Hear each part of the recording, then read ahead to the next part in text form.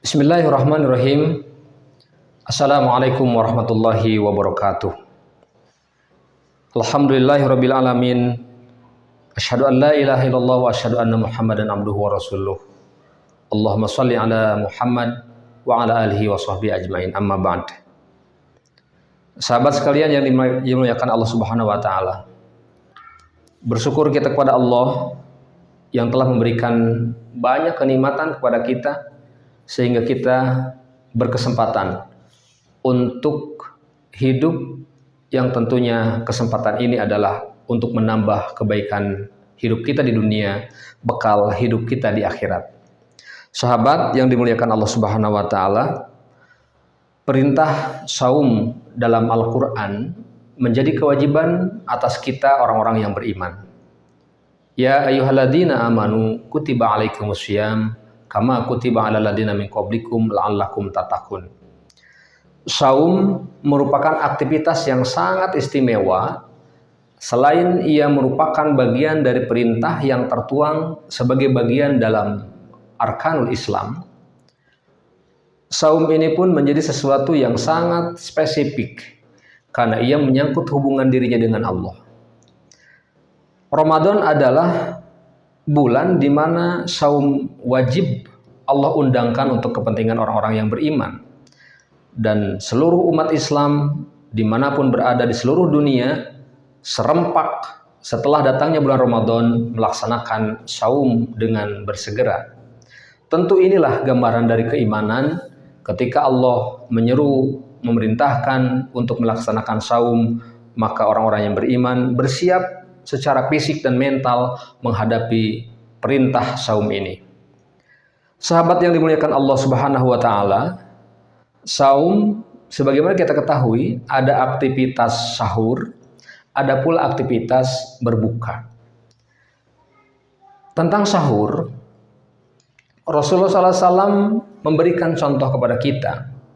Meskipun tentu bentuk hukumnya sahur ini sesuatu yang memang sunnah, bimakna juga lebih sangat utama kemudian kita melaksanakan sahur ketika akan melaksanakan saum, dan terkhusus di bulan Ramadan sahur ini menjadi aktivitas yang bergema di mana-mana. Setiap orang mukmin yang melaksanakan saum maka serempak juga melaksanakan sahur. Ada beberapa aktivitas dan kebiasaan setiap orang yang berpuasa kemudian diawali dengan sahur, maka dia bersegera setelah sahur kemudian ke tempat tidur. Padahal sahabat yang dimuliakan Allah Subhanahu wa taala, ini sangatlah tidak Rasulullah SAW anjurkan untuk kita. Rasul menganjurkan bahwa setelah sahur tidak diikuti dengan kemudian tidur. Bahkan Rasul memerintahkan di dalam hadisnya, cairkanlah makananmu dengan berzikir kepada Allah dan salat kepadanya. Setidaknya juga para sahabat memberikan ruang waktu semenjak sahur dari waktu itu sampai pada kebolehan untuk tidur kembali pada sahur kurang lebih dengan hitungan 50 ayat. Setidaknya ada satu atau lebih waktu di dalam hitungan jam untuk seorang muslim yang setelah bersantap sahur kemudian dia dibolehkan untuk tidur. Maka inilah prinsip ilmillah. Jadi prinsip ilmu Allah yang melarang umat yang beriman setelah sahur kemudian dia tidur. Meskipun para ilmuwan memberikan juga prinsip-prinsip ilmiah. Jadi ada prinsip ilmillah dan ada prinsip ilmiah. Prinsip ilmillah, ilmu Allah memberikan kabar kepada kita apabila suatu perintah yang diperintahkan oleh Rasulullah maka laksanakan. Meskipun kita tidak tahu apa alasannya, tapi Allah menjamin di balik perintah itu akan ada satu rahasia yang berdampak dan berakibat bagi diri kita, baik lahir maupun batin.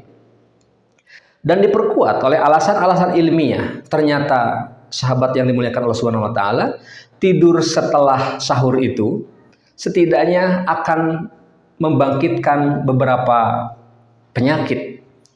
Ada penyakit asam lambung, kemudian juga berpotensi untuk penimbunan lemak, berpotensi juga untuk mendatangkan stroke dan sembelit, dan berbagai macam hal yang secara ilmiah telah diteliti. Dan itulah kebenaran ilmu Allah dan kebenaran ilmu Rasulullah yang telah diperintahkan kepada kita. Oleh karena itu, kepada kita dan segenap kaum muslimin yang melaksanakan saum, mari kita laksanakan sunnah ini, mari kita laksanakan perintah ini. Lakukan setelah sahur, sholatlah terlebih dahulu, kemudian tilawahlah terlebih dahulu. Sekiranya kemudian kita harus melaksanakan tidur, maka berilah jarak dari makan sahur kepada tidur beberapa saat, memberikan kesempatan juga kepada lambung untuk mencairkan atau untuk mencerna makanan yang masuk ke dalam lambung kita. Sahabat yang dimuliakan Allah Subhanahu wa taala, setiap perintah Allah akan bermanfaat untuk kita. Meskipun tanpa tahu kita alasannya, kalau itu perintah Allah, kalau itu contoh dari sunnah Rasulullah SAW, maka sami'na wa ata'na. Marilah bersama-sama kita berusaha untuk menanamkan dan menguatkan, menghidupkan sunnah-sunnah Rasulullah SAW, terkhusus di dalam masalah tidur setelah sahur. Demikian tentang pokok bahasan ini. Semoga bermanfaat. Billahi bisabilil haq. Wassalamualaikum warahmatullahi wabarakatuh.